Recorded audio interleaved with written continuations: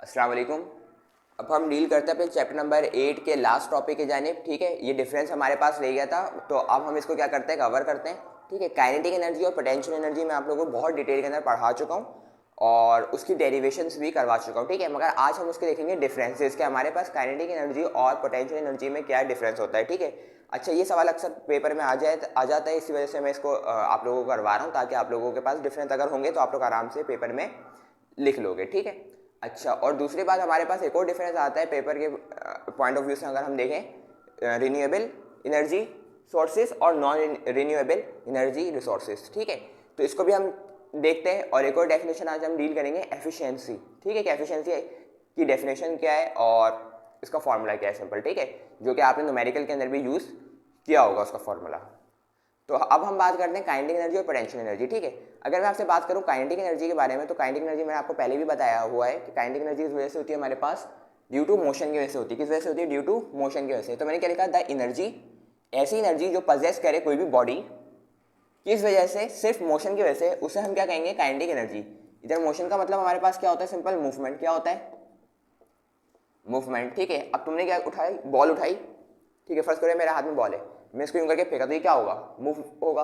Move मतलब इसमें motion है। ठीक है, इस बॉडी में, तो ये हमारे पास क्या कहलाएगी? इसके अंदर कौन सी एनर्जी है हमारे पास? काइनेटिक एनर्जी है। कौन सी एनर्जी है? Kinetic energy. सिंपल सी बात है, मैं चल रहा हूँ, ठीक है, क्या हो रहा हूँ? मूव हो रहा हूँ ना, मोशन में हूँ, तो इस ये मेरे अंदर कौन सी एनर्जी है? Kinetic energy. ठीक है, अच्छा पोटेंशियल एनर्जी क्या होती है भाई? द पोटेंशियल एनर्जी क्या लिखा है? The energy possessed by a body by virtue of its position is called potential energy. Potential energy उसकी पोजीशंस की वजह से होती है। फर्स्ट करो, मेरे पास ये मार्कर है, बोर्ड मार्कर, इसको मैंने ऐसा रखा। ठीक है, अब इस बोर्ड मार्कर को मैं क्या करता हूँ? ड्रॉप करता हूँ। जब ये अभी ऊपर था, ये याद रखना, जैसे ड्रॉप करा तो ये नीचे आ गया। ठीक है, नीचे आ गया, गिर गया बोल के। तो सिंपल सा क्या है, मैंने इसको ऊपर रखा। ठीक है, अब ऊपर रखा तो इसकी हाइट बहुत ज़्यादा है, नीचे से अगर देखें हम तो इसकी हाइट ज़्यादा है, तो इसके अंदर पोटेंशियल एनर्जी ज़्यादा है। अगर मैंने इसको इधर कर दूं, नीचे को कर दूं, तो इसकी क्या हो जाएगी? हाइट कम हो जाएगी। हाइट कम है तो मतलब इसकी पोटेंशियल एनर्जी भी कम है। मतलब पोटेंशियल एनर्जी किस पे डिपेंड कर रही है? हाइट पे। किस पे डिपेंड कर रही है?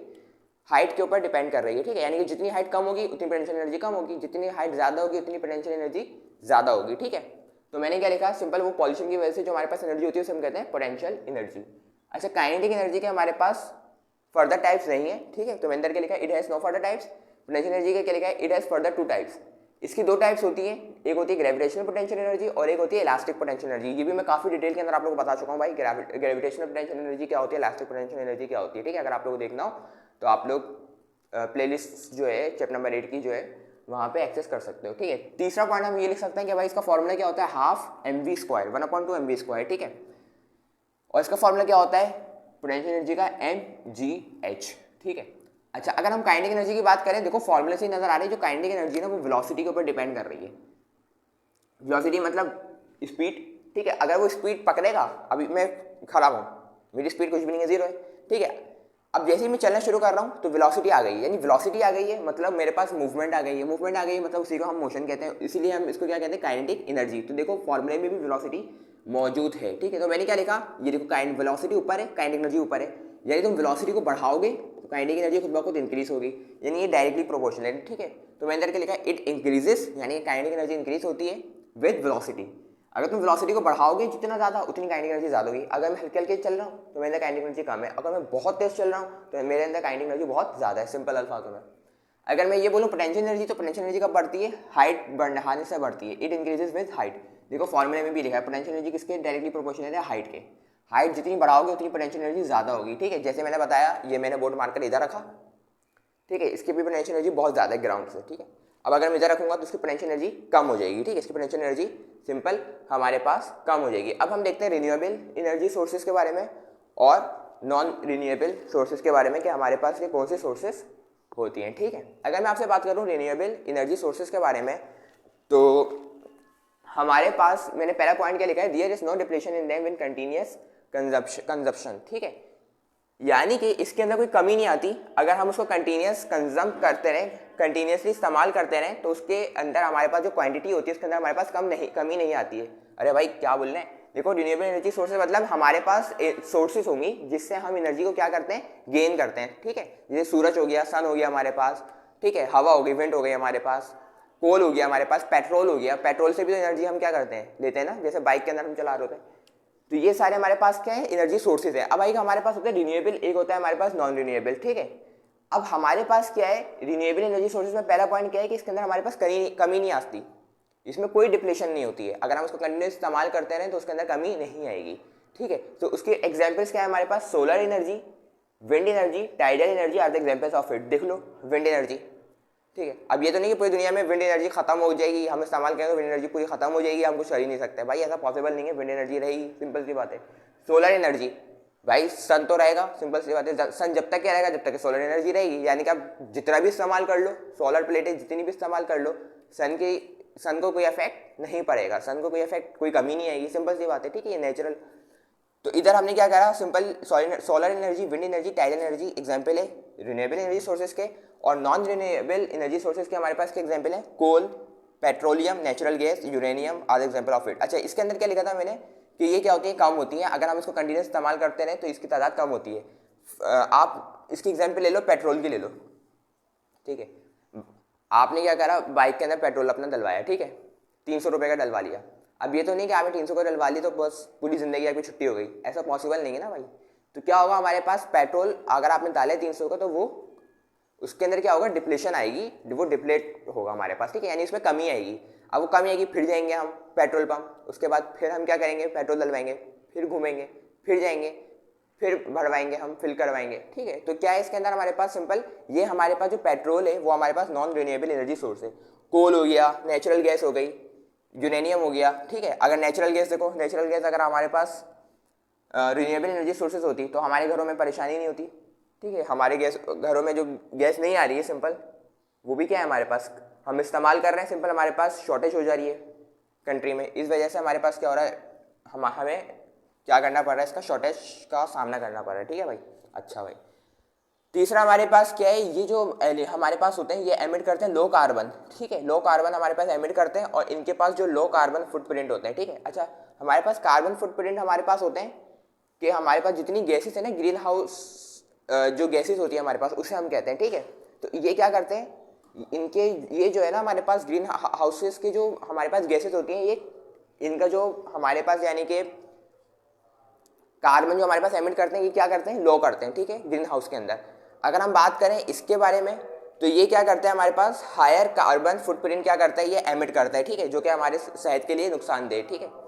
अच्छा, जैसे मैंने इधर लिखा ना क्या, कार्बन फुटप्रिंट, इसका मतलब यही है हमारे पास, सिंपल, कि इसके अंदर हमारे पास जितनी ग्रीन हाउसेस की वो होती हैं, गैसेस होती हैं, इधर हमारे पास वो काउंट होंगी, ठीक है। अब ग्रीन हाउस उसमें गैसेस के अंदर हमारे पास कार्बन डाइऑक्साइड भी आती है, सिंपल, ठीक है। अब जाहिर सी बात है, solar energy, wind energy, tide energy, इसमें कार्बन नजर ही नहीं आ रहा। अगर हम देखिए कोल, तो भाई कोल बना वही कार्बन से, पेट्रोल भी हमारे पास कार्बन, नेचुरल गैस का फॉर्मूला CH4, ठीक है। यूरेनियम हो गया, तो इसमें क्या होता है हमारे पास, ये कार्बन फुटप्रिंट का हायर क्या होता है, इसका रेट होता है, ठीक है। It requires a huge area for wind farm and solar farm. अगर हम बात करें विंड फार्म या सोलर फार्म की, तो इसके लिए हमें क्या करना होता है, हमें बहुत बड़ा एरिया चाहिए होता है इन काम को करने के लिए। जबकि इसके मुकाबले में अगर हम इधर देखें तो इधर हमारे पास स्मॉलर एरिया से ही काम चल जाता है, ठीक है। तो ये मैंने आप लोगों को कितने पॉइंट्स बता दिए, 4 पॉइंट्स बता दिए, और इस तरीके से हमने इसको क्या करा है, आज डील करा है। काइनेटिक एनर्जी, पोटेंशियल एनर्जी के 4 डिफरेंसेस, रिन्यूएबल एनर्जी सोर्सेज और नॉन रिन्यूएबल एनर्जी सोर्सेज के 4 डिफरेंसेस, ठीक है। तो रिन्यूएबल एनर्जी सोर्सेज हमारे पास क्या है, सिंपल, वो है जिसको हम इस्तेमाल करते रहें मगर कोई इसकी क्वांटिटी में फ़र्क नहीं आएगा, जैसे कि विंड हो गई, सोलर हो गया हमारे पास। जबकि इधर अगर हम नॉन रिन्यूएबल को देखें तो इसके अंदर हमारे पास कोल हो गया, पेट्रोल हो गया, नेचुरल गैस, यानी इसको इस्तेमाल करेंगे तो भाई वो सिंपल खत्म होगा, ठीक है। अच्छा, अब हम एक और डेफिनेशन को देख लेते हैं, एफिशिएंसी, ठीक है, जो मैंने आपको लोगों को नहीं पढ़ाई थी। अब हम देख लेते हैं एफिशिएंसी को।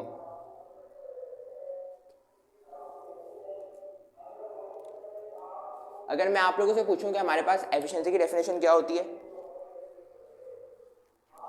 तो आप लोग कहोगे भाई, चलो एक काम करते हैं, आप लोगों को कहने से पहले मैं बता देता हूँ क्या होती है एफिशिएंसी की डेफिनेशन। एफिशिएंसी जो होती है हमारे पास, वो क्या होती है, रेशियो होता है हमारे पास आउटपुट और इनपुट का, ठीक है। तो मैं लिख देता हूँ, the ratio of the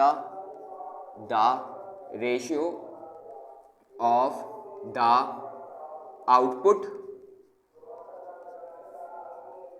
two the input, the ratio of the output to the input is called efficiency, is called efficiency. ठीक है भाई, देखो अगर मैं बोलूँ कि कोई भी मशीन हमने बना दी, फर्स्ट करो, ठीक है, अब उसके हमने ये भी तो देखना है एफिशिएंसी कितनी है। ठीक है, अब बाइक बना दी, अब ये भी तो देखना है कि बाइक के अंदर जो वो पेट्रोल जो कंज्यूम कर रहा है हमारे पास, ठीक है, अब वो ज़्यादा कर रहा है कम कर रहा है। अगर ज़्यादा कर रहा है तो उसकी एफिशिएंसी क्या हो जाएगी, कम हो जाएगी। और अगर कम हमारे पास वो कंज्यूम कर रहा है तो एफिशिएंसी उसकी ज़्यादा हो जाएगी। ठीक है, तो कभी कभार आप लोगों को पता होगा कि जब हमारे पास पेट्रोल ज़्यादा बाइक इस्तेमाल कर रही होती है तो हम क्या करते हैं, उसकी जाके ट्यूनिंग करवाते हैं ताकि उसका जो हमारे पास रेट है वो क्या हो जाए, कम हो जाए पेट्रोल का। ठीक है, तो ये हमारे पास एफिशिएंसी कहलाती है। ठीक है, एफिशिएंसी हम किस तरह निकालते हैं, आउटपुट डिवाइडेड बाय इनपुट, यानी रेशियो होता है हमारे पास आउटपुट और इनपुट का। तो इसका फॉर्मूला हमारे पास सिंपल क्या बनेगा, इसका फॉर्मूला हमारे पास बनेगा, ये एफिशिएंसी लिखा मैंने, ठीक है, आउटपुट है, आउटपुट ऊपर आया, इनपुट नीचे आया। ठीक है, ये हमारे पास सिंपल फॉर्मूला बन गया एफिशिएंसी का। अगर मैं आपसे बात करूं उसको हम किस में हम टर्म करते हैं, अगर हम परसेंटेज के अंदर करें तो एफिशिएंसी इन परसेंटेज क्या आएगी, परसेंटेज आएगी तो सिंपल क्या होगा हमारे पास 100 से मल्टीप्लाई होगा, 100 से क्या होगा मल्टीप्लाई होगा। ये फॉर्मूला तुमने इस्तेमाल करा होगा यकीनन। ठीक है, तो ये हमारे पास एफिशिएंसी का फॉर्मूला बन गया। ठीक है, कि 50% हमारे पास एफिशिएंट है, 70-80 इस तरीके से। ठीक है, अच्छा आउटपुट को हम शो करते हैं किससे, E2 से। किससे करते हैं, E2 से। इनपुट को हम करते हैं E1 से, मल्टीप्लाई बाय 100। और इस तरीके से हमने क्या निकाल लिया, सिंपल एफिशिएंसी का फॉर्मूला है परसेंटेज में E2 divided by E1 multiply by 100, where E2 is output, E1 is input. ठीक है, इस तरीके से आज हमने अपना एक और टॉपिक एफिशिएंसी कंप्लीट कर लिया। तो चैप्टर नंबर 8 यहाँ पे हमारा खत्म हो गया। बाकी सारे टॉपिक्स मैं अपलोड कर चुका हूँ, चैप्टर नंबर 2, 3, 4, 5, 6, 7, 8, 9। ठीक है, 1 भी इंशाल्लाह कर दूंगा।